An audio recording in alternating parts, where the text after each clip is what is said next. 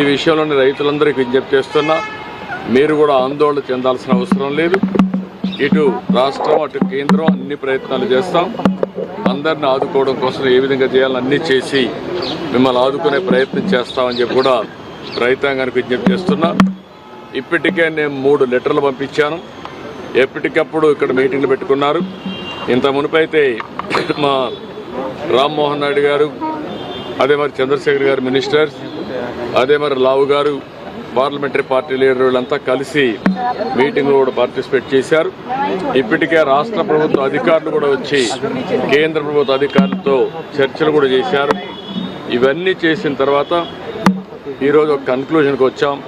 రేపు మంత్రి గారు వచ్చి ఈ 4-5 విషయాల్లో మాట్లాడి ఒక క్లారిటీ ఇస్తారు.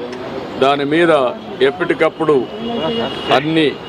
అందరితో కూడా సమీక్షలు చేసుకుంటూ ఈ ప్రైసెస్ పడిపోకుండా ఏం చేయాలో అన్నీ చేస్తాం. ఇది బ్రీఫ్గా దీనికోసం వచ్చాను. మీటింగ్ అయితే మంత్రి గారు లేకపోయినా ఇక్కడ మాట్లాడిన తర్వాత కొంత క్లారిటీ వచ్చింది. ప్రధానమైన ఉద్దేశం మిరప పండించే రైతులను ఆదుకునే విధానానికి ఈరోజు ఇక్కడికి వచ్చాను.